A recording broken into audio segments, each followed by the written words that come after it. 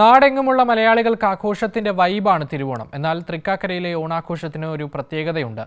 ഇതര ജില്ലക്കാർ ഉൾപ്പെടെ ആയിരക്കണക്കിന് ആളുകളാണ് ഇത്തവണയും വാമനമൂർത്തി ക്ഷേത്രത്തിൽ എത്തിയത്. തൃക്കാക്കര ക്ഷേത്രത്തിലെ മഹാബലിയെ വരവേൽക്കൽ ചടങ്ങും തിരുവോണ സദ്യയും പ്രശസ്തമാണ്. ഓണത്തിന്റെ ചരിത്രത്തിൽ ഏറ്റവും പ്രാധാന്യമുള്ളതാണ് തൃക്കാക്കരയപ്പനും തൃക്കാക്കര ക്ഷേത്രവും. വാമനൻ പ്രതിഷ്ഠയായ ഇന്ത്യയിലെ അപൂർവ ക്ഷേത്രങ്ങളിൽ ഒന്നാണിത്. മഹാബലിക്കായി പ്രത്യേക ആസ്ഥാനവും ക്ഷേത്രമുറ്റത്തുണ്ട്. വാമനവേഷം ധരിച്ച കുട്ടിയുടെ നേതൃത്വത്തിൽ മഹാബലിയെ സ്വീകരിച്ച് ക്ഷേത്രത്തിലേക്ക് ആനയിക്കുന്നതാണ് പ്രധാന ചടങ്ങ്.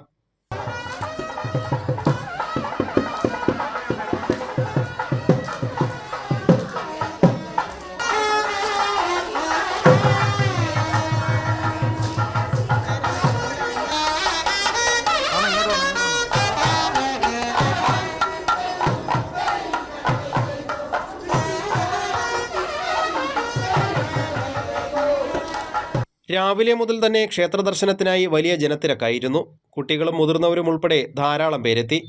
1 മണിക്കൂറോളം വരിയിൽ നിന്നാണ് പലരും ദർശനം നടത്തിയത്. ഓണക്കോടി അണിഞ്ഞെത്തിയ കുട്ടികളും ഏറെ സന്തോഷത്തിലായിരുന്നു.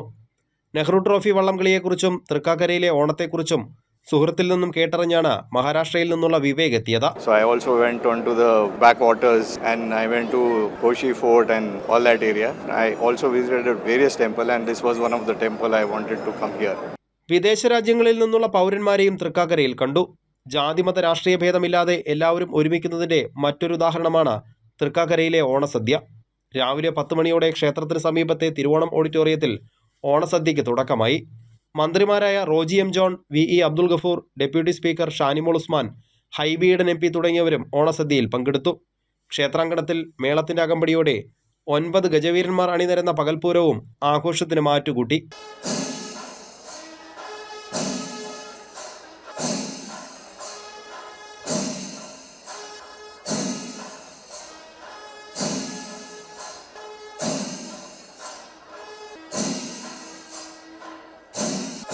കൈരളി ന്യൂസ്, കൊച്ചി.